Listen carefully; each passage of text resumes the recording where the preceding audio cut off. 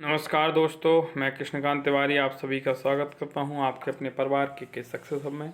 और आज की ये पर्यावरण के साथ बस सेकंड लास्ट भाग होगा, इसके बाद एक भाग और आएगा। और आज हम कुछ क्रांतियां हैं, कुछ मरुस्थल हैं, कुछ अनुसंधान है, इन सब की हम चर्चा करते हैं और चलते हैं। पिछली क्लासेस में आपने देखा और क्वेश्चंस, इसके बाद आपका कुछ संविधान का पोर्शन रह गया, कुछ संविधान से क्वेश्चन कहाँ से बनते, तो एक क्लास उसकी होगी, हिंदी की रचनाओं की।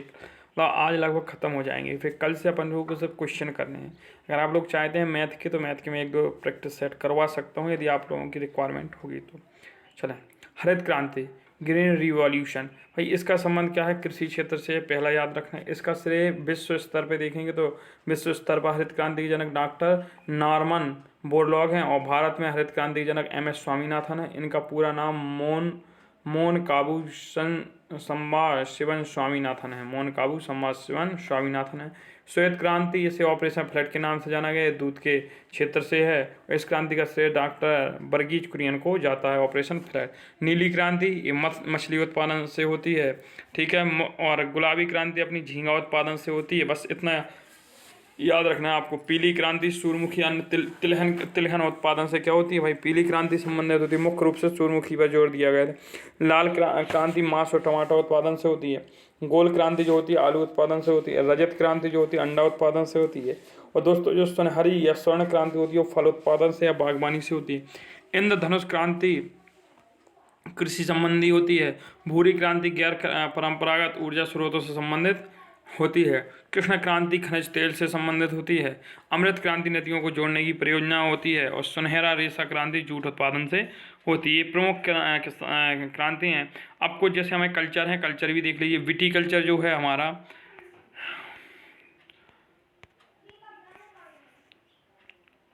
आप विटीकल्चर देख लीजिए, एक सेकंड।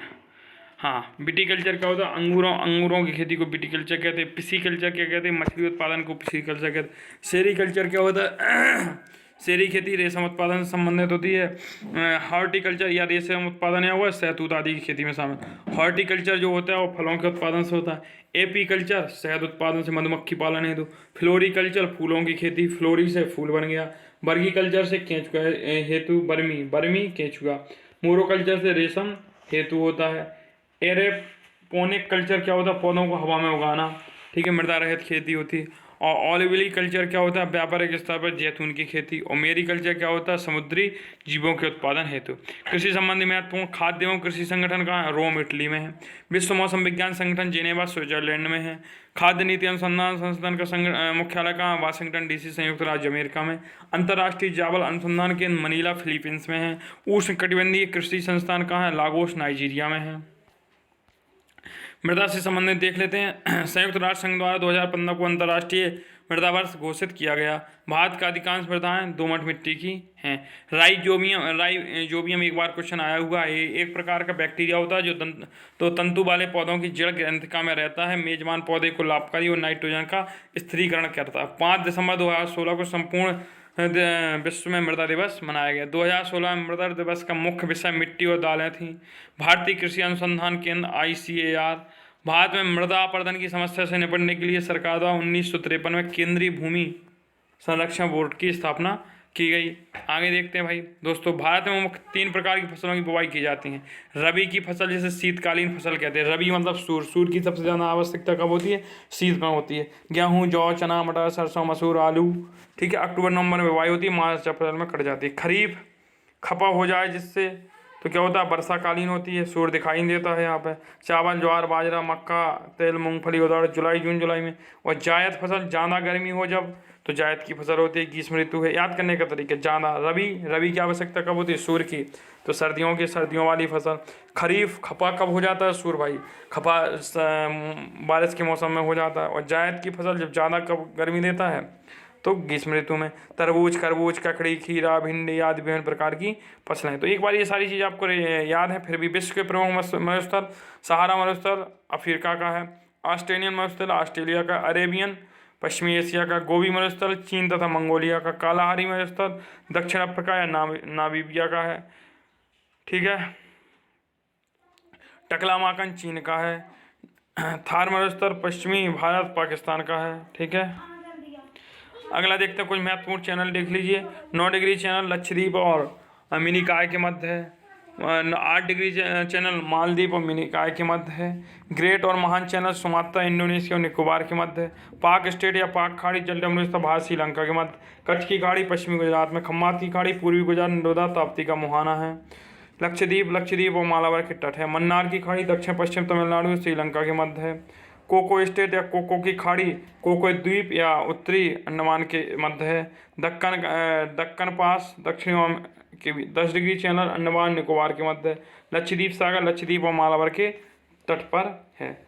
चलें, सभी वायु प्रदूषकों में कार्बन मोनोऑक्साइड 50% का भाग का प्रतिनिधित्व करती है। इसे दम घोटू गैस भी कहते हैं। CO दम घोटू गैस कहते हैं। जैसे इन दिनों आपने सुना होगा कि एक आदमी गांव में कमरे में लेटा था और उसके अचानक से क्या हुई, जब सुबह जागा तो मर गया। क्या वो बंद कमरे में धुआं रख लेते गाँव के इंसान की गर्मी बने रहेगी, और फिर उनके जो हीमोग्लोबिन की होती है वो कार्बन मोनोऑक्साइड से ऑक्सीजन की अपेक्षा 320 गुना ज़्यादा अट्रैक्टिव क्षमता होती है, जोड़ने की क्षमता होती है। गैसों का सर्वाधिक उत्पादन 76% परिवहन से होता है। घरेलू ईंधनों से गैस का 11%, एल्यूमिनियम संयंत्रों से 9% और 4% से स्रोत होता है।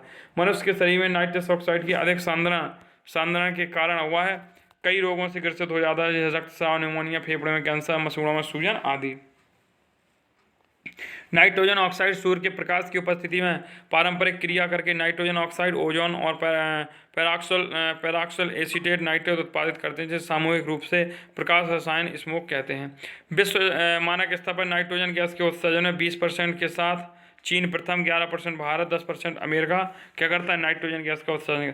सल्फर डाइऑक्साइड वायु प्रदूषण का दूसरा सबसे अधिक महत्वपूर्ण प्रदूषक है। सल्फर डाइऑक्साइड आंखों में जलन, फेफड़ों के रोग, दमा, खांसी, चक्कर आना, सिर दर्द जैसी समस्याएं आता है। सल्फर डाइऑक्साइड में क्रैकिंग गैस भी कहते हैं। सल्फर डाइऑक्साइड को क्या कहते हैं भाई, क्रैकिंग गैस भी कहते हैं। क्या कहते हैं, क्रैकिंग गैस भी कहते हैं। सल्फर डाइऑक्साइड के कारण औद्योगिक क्षेत्रों में विषाक्त धूमकोहरे का निर्माण होता है। जब सल्फ्यूरिक अम्ल वर्षा के जल के साथ पृथ्वी पर गिरती है तो उसे अम्ल वर्षा कहते हैं। मृदा का जैविक एवं रासायनिक गुण अम्ल वर्षा द्वारा गंभीर रूप से प्रभावित होता है। क्लोरोफ्लोरोकार्बन, इसे फ्रियान गैस कहते हैं। क्लोरोफ्लोरोकार्बन के उत्सर्जन एवं वायुमंडल में पहुंचने के कारण समतापीय मंडल ओजोन गैस का क्षय शुरू हो गया। तो सबसे ज़्यादा क्लोरोफ्लोरोकार्बन इसे शीतलक का कार्य भी करती है। फिलहाल अभी फ्रिजों में लगाने से क्या कर दिया, बंद कर दिया। ठीक है, वायुमंडल में CO2 के सांद्रता में वृद्धि होते ही हरित गृह प्रभाव में भी बढ़ोतरी होती है। ग्रीन हाउस गैसों द्वारा होने वाला वैश्विक तापमान लगभग 60% की हिस्सेदारी किसकी होती है, अपनी CO2 की होती है। हरित गैस प्रभाव में मीथेन गैस 20% योगदान करती है। प्राकृतिक स्रोतों से वैश्विक मीथेन का उत्सर्जन सबसे अधिक 76% भाग आर्द्र भूमि से उत्सर्जित होता है। सीसा मस्तिष्क संबंधी बीमारियां गुर्दों, लीवर और अन्य अंगों से हानि पहुंचाती हैं। कैडमियम के कारण श्वसन क्रिया में विष की तरह कार्य करते हैं। कैडमियम हृदय संबंधी रोग उत्पन्न एवं रक्तचाप को बढ़ाते हैं। पेट्रोल में बेंजीन और टाइलिन और जाइलिन मिलाए जाते हैं। बेंजीन से रक्त कैंसर होता है। भारत में वायु गुणवत्ता सूचकांक 8 प्रकार के प्रदूषकों पर आधारित होते हैं। ये आपके लिखे हैं PM10, PM2.5, nitrogen oxide, carbon monoxide, ozone, sulphur dioxide और अमोनिया और लेड। ठीक है, आगे चलते हैं। वायु प्रदूषण में उनके प्रभाव पर अगर पारा से वायु प्रदूषण हुआ तो उधर होगा मिनीमाता रोग हो जाता है जब जल में मिल जाता। धूल कण से श्वास संबंधित। सीसा से केंद्रीय नर्वस सिस्टम में मस्तिष्क। कार्बन मोनोऑक्साइड से रक्त धारा है, लीवर एवं किडनी को क्षतिग्रस्ती होती है। नाइट्रोजन ऑक्साइड से कैंसर हो जाता है। एस्बेस्टस धूल से फेफड़ा। क्लोरोफ्लोरोकार्बन से त्वचा कैंसर, मोतियां, रोग प्रतिरोधक क्षमता में कमी आ जाती है। आगे देखते हैं भाई, एब्सेस्ट क्या होता है, एब्सेस्ट रोग होता है। पारा जब जल में मिल जाता है तो मिनीमाटा होता है। नाइट्रेट जब जल में मिलता है ब्लू बेबी सिंड्रोम होता है। कैडमियम जब जल में मिल जाता है तो इटाई रोग हो जाता है। इटाई रोग होता है, इटाई लिखा रहता है लेकिन वो। आर्सेनिक से क्या होता है, ब्लैक फुट और मस्सा हो जाते हैं। ग्रीन हाउस प्रभाव बहुत मोस्ट इम्पोर्टेंट। जलवायु परिवर्तन का कारण ग्रीन हाउस गैसें ओजोन परत का क्षरण और प्रदूषक हैं। हरित गृह क्या होता है, हरित गृह शीशे की दीवारों से बना होता है। ठंडी जलवायु वाले क्षेत्रों में, ठंडे प्रदेशों में हरित गैसों में पौधों के उगाने का कार्य किया जाता है। CO2 एक प्राथमिक हरित गैस है जो मानव द्वारा उत्सर्जित की जाती है। ऊष्मारोधी गैसों की मात्रा वायुमंडल में बढ़ जाने के कारण वायुमंडल के औसत ताप में वृद्धि हो गई, जिसे वायुमंडलीय ताप अथवा ग्रीन हाउस प्रभाव कहा जाता है। जोसेफ कोरियन ने 1824 ईस्वी में ग्रीन हाउस या हरित गैस की क्या की थी, संकल्पना की थी। CO2, CLF, F6, N2O जलवाष्प, मीथेन ऊष्मारोधी गैसें हैं। पृथ्वी की सीमा पृथ्वी की ऊष्मा अवरक्त विकिरण के रूप में विकसित होती है, जिससे लगभग 90% भाग CO2 और HCF एक सुपर ग्रीन हाउस गैस है। HCF, ठीक है। विश्वव्यापी ताप वृद्धि के पीछे मुख्य कारण CO2 गैस है। इसे ग्रीन हाउस गैस भी। प्रमुख ग्रीन हाउस गैसें कौन होती है? जलवाष्प, carbon dioxide, methane, nitrous oxide, chlorofluorocarbon, carbon tetrafluoride तथा नाइट्रस ऑक्साइड N2O भी ग्रीन हाउस गैसें हैं। IPCC international panel of climate change द्वारा चिन्हित 6 प्रमुख हरित गैसें हैं: CO2, CH4, N2O, CFC, SF6, NF3। ठीक है, अगला देखते हैं। अप्रत्यक्ष रूप से nitrogen oxide, carbon monoxide, methane volatile organic compound हैं। ग्रीन हाउस प्रभाव में योगदान दे सबसे ज़्यादा जलवाष्प देती है 70% तक, कार्बन डाइऑक्साइड 26% तक मैक्सिमम, मीथेन मैक्सिमम 9% तक, ओजोन 7% मिनिमम, जलवाष्प 36, कार्बन डाइऑक्साइड 9, मीथेन 4 और 3। जो AR ग्रीन हाउस गैस नहीं है या वैश्विक ऊष्मन के लिए उत्तरदायी नहीं होती। हाइड्रोजन ग्रीन हाउस गैस नहीं है, प्रकृति में यह द्वीप आणविक गैस के रूप में पाई जाती है जो वायुमंडल की बाह्य परत का मुख्य संघटक है। SO2 ग्रीन हाउस गैस नहीं है, यह अम्ल वर्षा के लिए मुख्यतः उत्तरदायी होती है। ओजोन परत देख लीजिए। ओजोन परत पृथ्वी के वायुमंडल को क्षोभ तथा समताप मंडल के मध्य पाई जाती है। ओजोन का 10% क्षोभ मंडल, 90% समताप मंडल में पाया जाता है। वायुमंडल में पाई जाने वाली ओजोन पृथ्वी को हानिकारक प्रदूषक का कार्य करती है, जिससे मनुष्य के फेफड़े, पेड़ पौधों को हानि पहुंचाती है, जिसे बैड ओजोन भी कहते हैं। समताप मंडल में पाई जाने वाली ओजोन पृथ्वी को हानिकारक पराबैंगनी किरणों से सुरक्षा करती है, जिसे गुड ओजोन कहते हैं। वायुमंडल में ओजोन साधारण 10 से 50 किलोमीटर मध्य पाया जाता है। समताप मंडल की पहचान 1900 ईस्वी में की गई और ओजोन अणु की पहचान एवं नाम 1840 में दिया गया। बैठ जाओ भाई। सन 1913 ईस्वी में फ्रांस के 2 वैज्ञानिक चार्ल्स क्रेवे तथा हेनरी बुसान ने ओजोन परत की खोज की। ओजोन परत को पृथ्वी का रक्षा कवच या पृथ्वी का छाता भी कहते हैं। ठीक है। डॉप्सन स्पेक्ट्रोमीटर द्वारा वायुमंडलीय ओजोन का मापन किया जाता है। यह मापन एक डॉप्सन यूनिट शुद्ध ओजोन की 0.01 मिलीमीटर की मोटाई की बराबर होती है। पराबैंगनी किरणें सूर्य से निकली विद्युत चुंबकीय किरणें होती हैं। यह किरणें पृथ्वी पर पहुंचकर नुकसानप्रद नहीं होती हैं। पराबैंगनी B किरणें ओजोन द्वारा अवशोषित होती हैं, पृथ्वी के लिए हानिकारक होती हैं। पराबैंगनी C गर्म और सबसे अधिक हानिकारक होती हैं, ओजोन द्वारा अवशोषित होती हैं। वह क्षेत्र जहाँ सांद्रता 220 डॉप्सन यूनिट से नीचे गिर जाता है वह ओजोन छिद्र कहलाता है। मतलब 220 डॉप्सन से अगर कम हुआ इसकी यूनिट, ठीक है। तो फिर 1960 के दशक में सबसे पहले ओजोन क्षरण के विषय में जानकारी प्राप्त की। ओजोन छिद्र को पहली बार 1985 में पूछा जा सकता है। अंटार्कटिका के ऊपर देखा गया। सामान्य अवस्था में ओजोन परत की चौड़ाई 300 डॉप्सन यूनिट होती है, लेकिन 220 डॉप्सन तक चल जाती है। वियना संधि 22 मार्च 1985 को अपनाई गई। यह संधि ओजोन क्षरण पदार्थों को नियंत्रित करने की दिशा में पहला सार्थक कदम। वियना संधि 22 सितंबर 1988 को प्रभावशाली हुई। 18 मार्च 1991 में भारत इसमें शामिल हुआ। तो ओजोन क्षरण को रोकने के लिए कौन सी संधि हुई? वियना संधि हुई।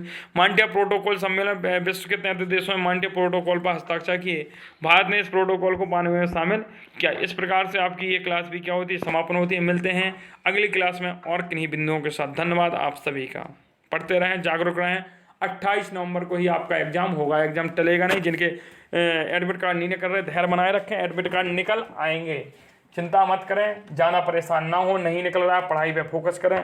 हमने कहा था मध्य रात्रि के बाद देखा करें एडमिट कार्ड, जब सब सोते हैं तब आप एडमिट कार्ड निकाला करें। बहुत बहुत धन्यवाद आप सभी का। मिलते हैं अगली कक्षा में नए विषय के साथ।